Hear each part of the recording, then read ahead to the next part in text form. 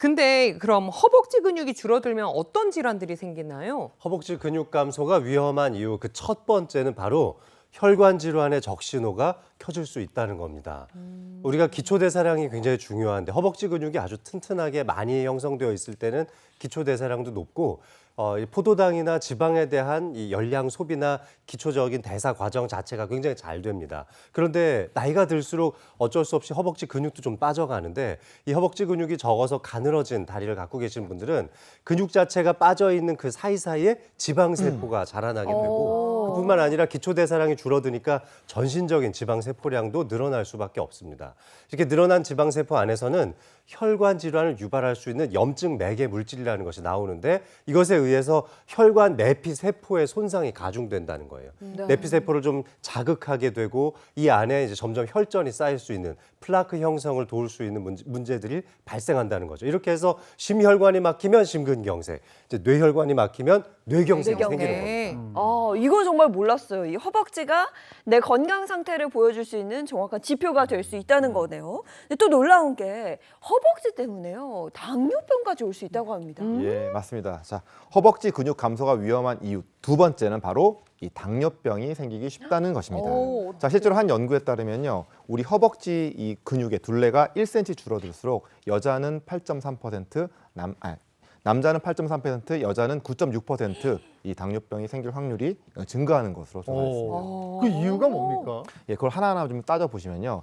자, 이 허벅지 근육, 그러니까 전체로 어떻게 보면 모든 근육들이 다 마찬가지인데 이 근육들은 혈관 내에 돌아다니고 있는 이 당을 소모하고 또 저장하는 그런 역할을 해서 혈액 내에 당이 그냥 쓸데없이 떠돌아다니는 것을 좀 막아주는 그런 역할을 합니다. 자, 우리가 음식물을 먹게 되면 이 위하고 장에서 소화라는 것이 이루어지면서 우리 영양분들을 전부 다 우리 몸에 흡수하기 좋은 이 포도당의 형태로 만들어서 이제 흡수를 하게 됩니다.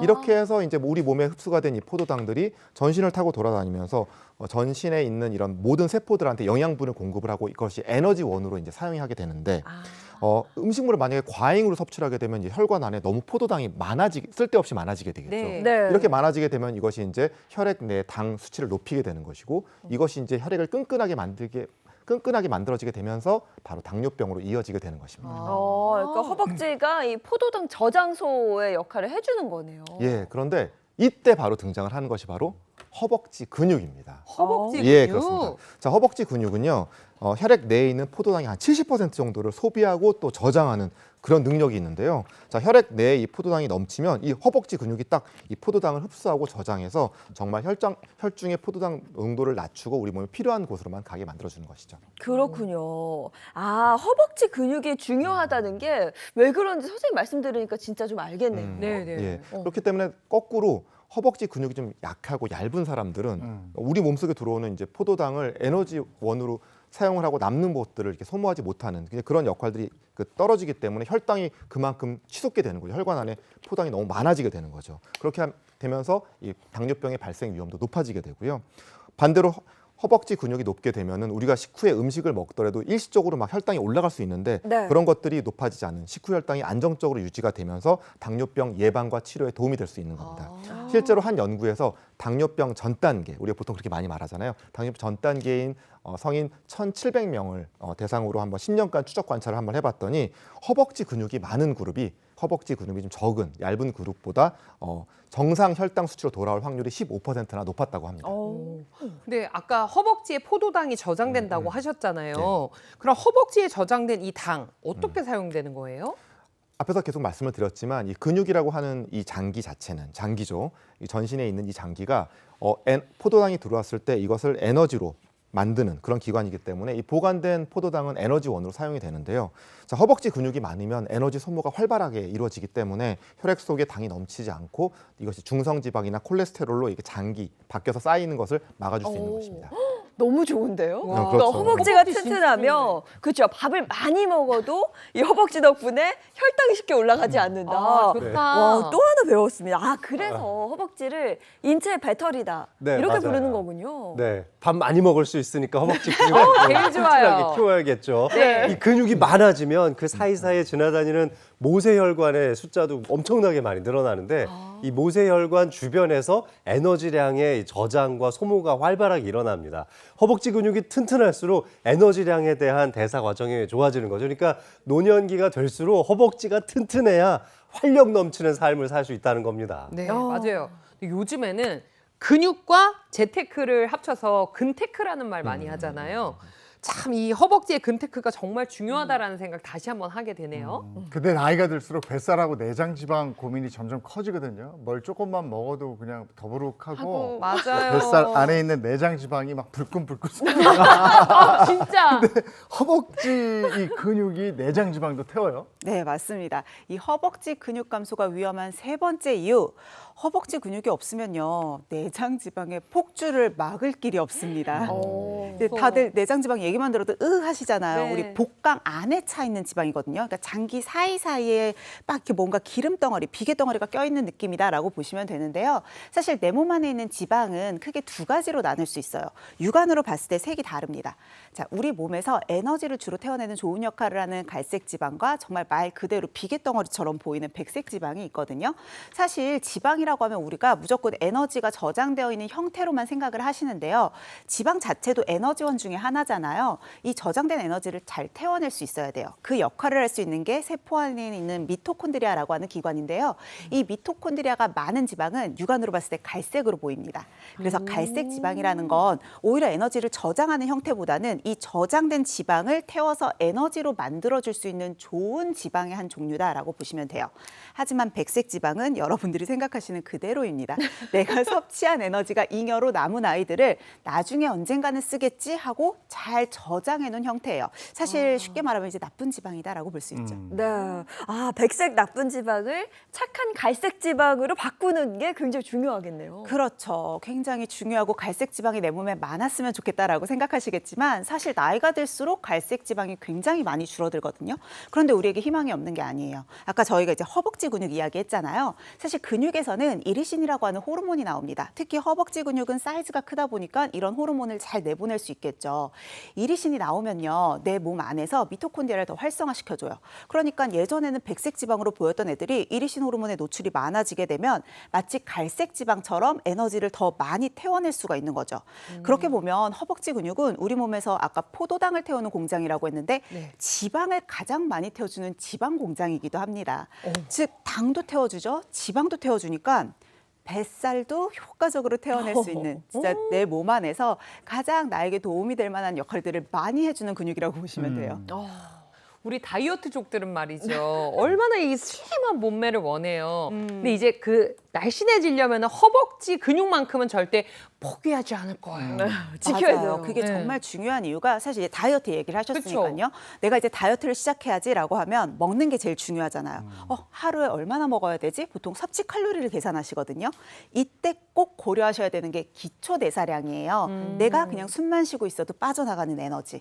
그런데 이 기초 대사량을 결정하는 데 가장 중요한 부분이 근육이고 근육 중에 가장 큰 게 허벅지 근육이잖아요. 즉 허벅지 근육이 클수록 내가 똑같은 양을 먹어도 태워낼 수 있는 양이 훨씬 더 많다라는 거예요. 그래서 내가 정말로 효과적으로 체중 관리를 하고 싶다면 얘기하신 것처럼 무조건 빼는 게 아니라 허벅지 운동을 튼튼하게 시켜야 돼. 하체 운동을 좀 더 집중적으로 했을 때 효율적인 다이어트도 성공할 수 있습니다. 오케이, 너무 좋았어요. 예니 씨 우리 할 수 있어. 할 수 있어요. 이게 허벅지는 자전거. 자전거 뭐 사지 지금 이 생각만 해서 하고 있는데. 자, 나이살을 예방하기 위해서도 허벅지 근육 정말 필수적인 요소입니다. 근데 허벅지가 가늘어지면 선생님 치매에 걸리기도 쉽다면서요. 네, 그래서 허벅지 근육 감소가 위험한 이유 바로 네 번째는 노년기의 근육 감소가 결국 혈관성 치매의 가능성을 높인다. 어머머머. 자, 우리가 이제 허벅지 근육이 튼튼하면 튼튼할수록 혈액의 저장량도 많아지지만 혈압을 조절하는 기능이 굉장히 뛰어나집니다. 그런데 허벅지가 가늘어지면 이 상체 쪽에서 일어나는 혈압 조절 능력이 떨어지면서 특히 뇌혈관 안에서 작은 혈관인 소혈관에 망가지면서 발생하는 혈관성 치매가 발생할 가능성이 높아진다는 거예요. 이 근육이 많아지면 많아질수록 우리의 뇌의 인지 기능이 상승한다는 연구 결과가 상당히 많은데 이 근육이 많을 때 근육이 대사 과정을 통해서 이 마이오카인이라고 하는 생리 활성 물질을 분비하게 됩니다. 근데 이것이 바로 뇌의 뇌의 해마 부위를 자극해서 기억력을 더 좋아지게 한다고 알려져 있거든요. 당연히 허벅지 근육이 줄면 이렇게 좋은 영향을 끼치는 마이오카인도 줄어들기 때문에 인지력도 떨어질 수밖에 없겠죠. 야, 허벅지 근육이 뇌 기능 향상에도 도움이 된다. 야, 이건 놀랍네요. 네, 이와 관련한 연구 결과들이 상당히 많은데요.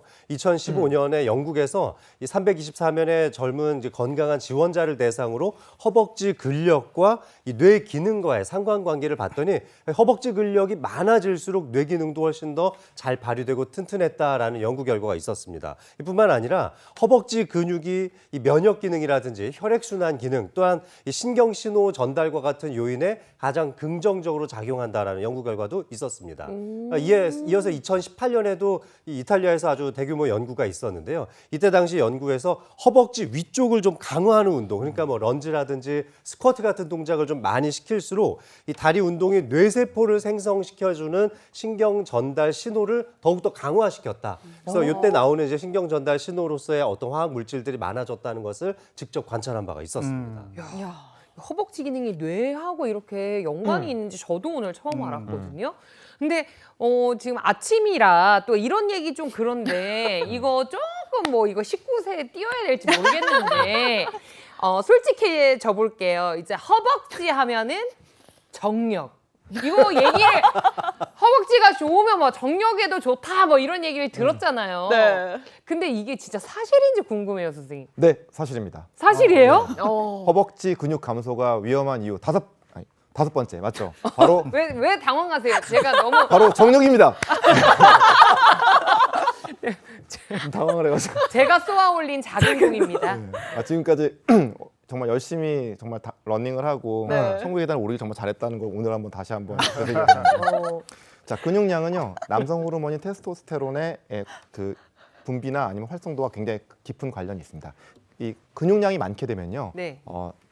남성 호르몬의 분비와 활용도가 증가하게 되고요, 이 고안에서 이 분비가 남성 호르몬의 이 분비와 활성도가 잘 분비되는 것을 도와줍니다. 하지만 거꾸로 이 허벅지가 부실하게 되면 아무래도 이 고안과 부신에서 합성되는 남성 호르몬이 양이 줄어들게 되고요.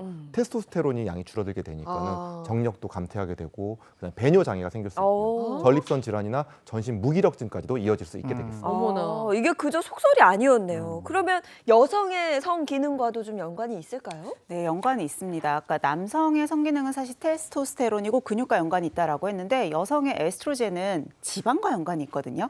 그래서 사실 너무 저체중이라서 허벅지가 굉장히 마른 분들도 제대로 에스트로겐이 나오지 않으면서 생리불순 같은 일들을 겪을 수 있고요. 또 반면에 허벅지가 두꺼우니까 난 건강해라고 생각하실 수도 있겠지만 여성분들은 에스트로겐 때문에 허벅지가 굵어졌을 때 근육량이 아니라 지방이 많은 분들이 있어요.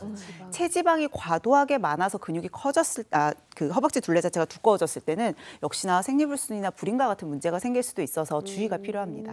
그러면 허벅지가 굵다고 해서 무조건 다 좋은 건 아니네요. 아무래도 모든 것이 그렇듯이 뭐 좋기만 한 건 또 없는데 아까 우리 예인 MC님께서도 말씀하셨잖아요. 이게 너무 다리가 굵어지면 좀 보기가 좀 그럴 수 있다고 하는데 남자들 같은 경우에도 너무 허벅지가 굵으면 네. 저도 약간 그런데 저는 이게, 보기 좋던데요. 예, 이게 바지가 잘 안 맞아요. 예, 너무 타이트해지고 무슨 바지를 입어도 전부 다 스키니진처럼 되고 막 그럴 수가 있는데 맞아요. 그렇지만 정말 중요한 거는 성분이죠, 성분. 이게 이제 근육으로 만들어졌느냐, 아니면 탄탄한 지방으로 이제 이루어졌느냐 이런 거에 따라서 이제 좀 달라질 수가 있으니까 아무래도 이제 지방보다는 근육으로 만든 그런 다리가 정말 중요하겠고요.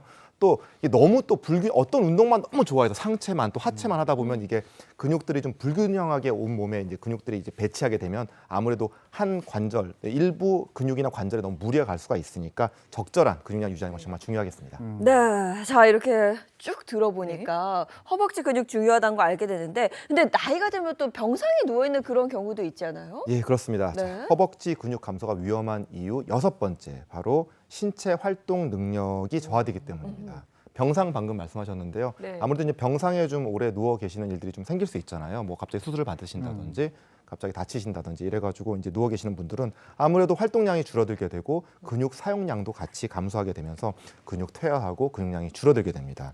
특히 허벅지 근육이 약해지면 이게 허벅지 근육이 우리 몸을 세우는 제일 중심이 되는 그런 근육이잖아요. 네. 그러다 보니까는 하체가 부실해지고 다리가 후들후들 걸리면서 잘못하면은 균형 잡기 어려워져서 넘어지거나 뭐 맞아요. 낙상 사고 어디 다치시거나 골절 위험이 생길 수도 있죠. 그리고 나서 이 병상에서 이제 회복이 되셔서 내려온 이후에도 걸어도 확실히 옛날만큼 그런 근육이 없기 때문에 일상생활 하시는데도 여러 가지 이제 활동들의 장애가 생기게 됩니다. 그렇기 때문에 병상에 계실 때도 물론 힘드시고 지쳐 있는 건 다 이해하지만 의사나 아니면 이제 재활치료사의 이 지시에 따라서 근력을 유지하는 그런 꾸준한 운동하시면서 단백질 섭취하시는 건 정말 중요하다고 말씀드릴 수 있겠습니다.